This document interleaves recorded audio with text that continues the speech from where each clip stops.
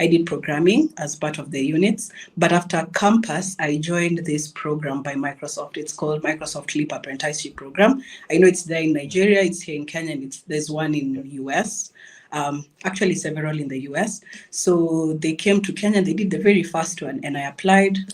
Gladly I got in, and there they taught us. So it was like a boot camp. It was like a rigorous training on coding, basics, data structures, and algorithm. And the learning experience was a bit different from school. So I kind of grasped now the concepts that I had learned in school. And so I was learning in a backward kind of a motion, because I was like, I've heard of this, but I didn't know how to apply it. And so the mentorship really, really helped me to see areas in which I could apply these things. And then after the program, I felt, you know what, I'm actually really confident right now that I can actually interview for a software engineering role at the main company. And that's how I landed here.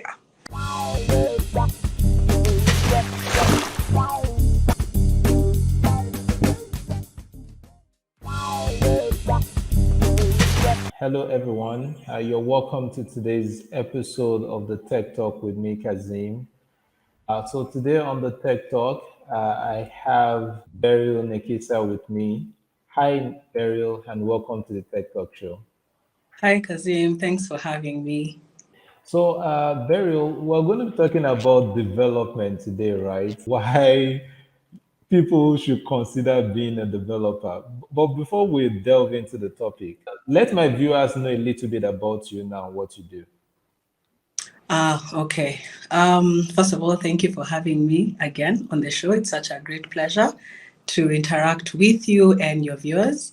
So, my name is Beryl, as you've heard. I am a software engineer at Microsoft ADC in Nairobi. I work under the identity team on Azure, and particularly a team called DXP, which is just Diagnostic Experience Platform. Now, it's a very long title, but yeah, we have big teams, a lot of teams here. So yeah, I am a junior developer. I graduated recently from campus. And yeah, so this is my first job, and I'm so excited. Yeah. So now, some people think development is something that is boring, that some people, right, they consider development as something that is boring and stressful. But since Mhm. I have you on the show now, you're a developer. So do you mind? Can you share your thought on this, please? First of all, we should look for these people who think that it's boring and really have a talk with them. Anyway, I wouldn't say it's boring. I think for me, I find it to be one exciting thing, simply because of what you're able to achieve through it and the kind of opportunities that it gives to people. And I think it depends, you know. It depends on the type of person one is, because if someone likes to learn, then probably they will enjoy development. If it's someone who, you know, likes to think of something and execute it and see a result of that, then they would really enjoy it. So those people who say it's boring, yeah, that's why I need to find those people. Yeah, but yeah, it's a very interesting place to be. Yeah. You're a developer, right? And sometimes you hear most developers say that they know they have so much power because of this ability to be able to create anything. Yeah. So for you now, yes, knowing that you can create anything as a developer, right? How does that make you feel, by the way? Well, I think we need to define what everything is. Everything. It's So, contextual, right? yeah, it's neither here or there, because, you know, there are things we can create and there are things maybe, you know, it's not in our domain and all that stuff. But I would say for me, the joy of being able to see a problem and being able to use technology to solve that thing is something that really gives me so much joy, you know. And I think there's a project I worked on a few years ago, and it came out of a need. I was like, okay, I need to use a car, but I was still in campus, so I couldn't afford a car, of course. So I was like, how would I be able to move from place to place with a car that is not mine because I'm a student? And just that thought, and I was like, oh, I got an idea. And I was like, what if I create a platform where those people who have parked their cars, they give me their car and I pay them in return, So for me, it's convenience. For them, it's passive income. And just being able to think through that problem and to write documentation on it, to do research on it, and to be able to build a web application that could actually facilitate that. You see, like at the end of the day, I feel so proud, and that gives me so much joy. And I know that's just, like a leisure kind of a thing, but there's some things that can be able to build to kind of make people's life a bit better, especially here in Africa, where we're able to build solutions for Africa in Africa. So yeah, that's what I would say. The joy in seeing your product being used and coming to life. Yeah. Let's learn a little bit about how you yourself now got into programming. Did you have to attend some sort of boot camp, or is this something you learned from school? Actually, that's a very interesting part of where I am today. so so here in Kenya, what happens? You finish your high school, and then the government, if you're government sponsored, then you're kind of selected to join certain courses in campus, right? And then they sponsor you for that. So for me, I wanted to study medicine, but I didn't cut it. So I chose computer science, not knowing what it meant, not knowing what code is, not knowing what programming and all the programming languages were. And I was just like, okay, I've been called to a course. I'll just go and check it out and see what it's all about. So my first class I enter, the lecturer asks, so what languages do people know? In my head, I'm like, okay, that's English, if someone knows German. And then I hear Python, Java, C Sharp, C++.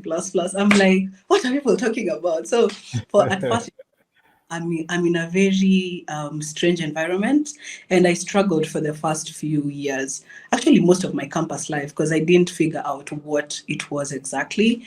And then, but I started doing, projects. I started doing, so I studied computer science. So that's part of the answer. Like I was a computer science student. So I did programming as part of the units. But after campus, I joined this program by Microsoft. It's called Microsoft Leap Apprenticeship Program.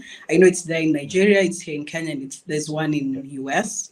Actually several in the US. So they came to Kenya, they did the very first one, and I applied. Gladly I got in, and there they taught us. So it was like a boot camp. It was like a rigorous training on coding, basics, data structures, and algorithm. And the learning experience was a bit different from school. So I kind of grasped now the concepts that I had learned in school. And so I was learning in a backward kind of a motion, because I was like, I've heard of this, but I didn't know how to apply it. And so the mentorship really, really helped me to see areas in which I could apply these things. And then after the program, I felt, you know what, I'm actually really confident right now that I can actually interview for a software engineering role at the main company. And that's how I landed here.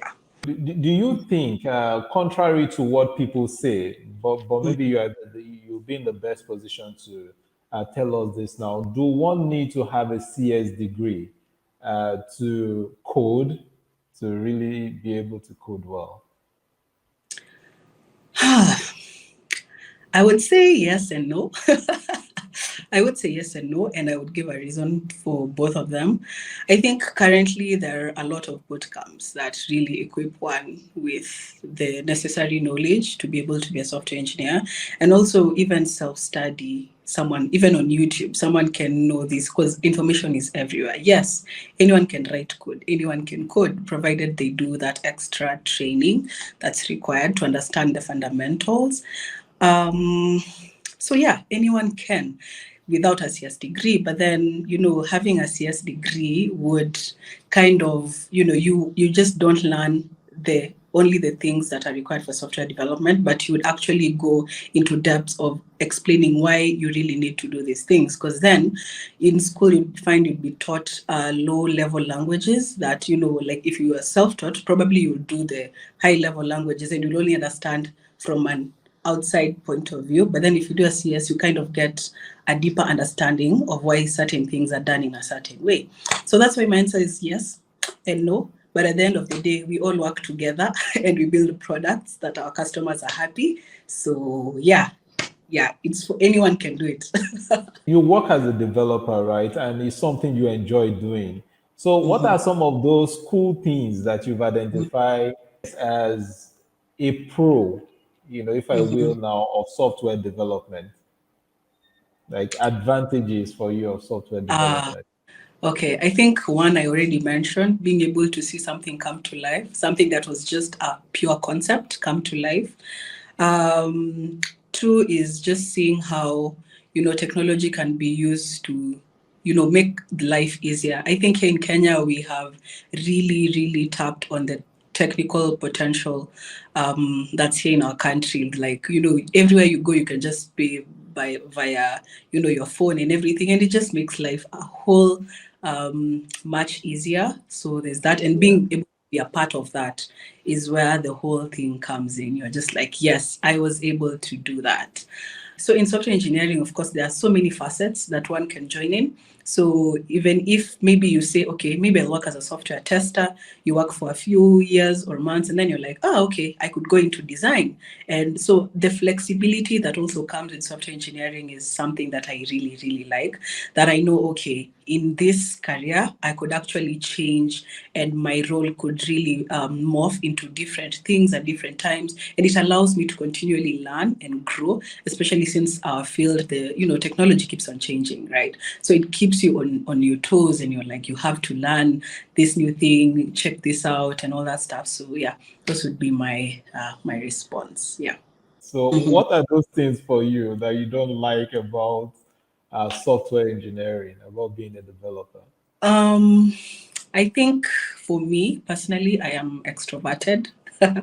So I love interacting with people, and I feel like sometimes my job requires me to, write code, figure out issues or bugs in my code, and, just work with the computer unless you're interacting with your team. And that's like, once or twice maybe a day. And for me, I think like it's a bit, the social aspect as an extrovert is not really that much. So I suffer sometimes. Another con would be okay, the learning thing sometimes can get tiring. Today you sleep, you slept, this or someone created something or discovered this new version that was using and now everything of yours is not working. I think that one also, the I would call it instability in a way that things are always changing, fast pacing. So that one is also one of the downside with it. Yeah.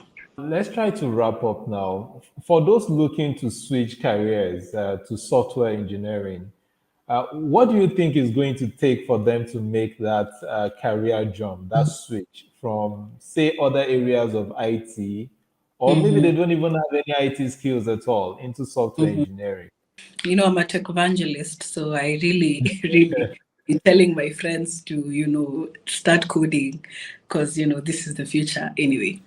Um, I would say, because I think here in Kenya, what I have seen over the years is, the way people used to learn to have like jobs, like the traditional jobs. But I think after COVID, people now started embracing that, people could actually work remotely, people could take up jobs and learn things online and not necessarily have to go to school.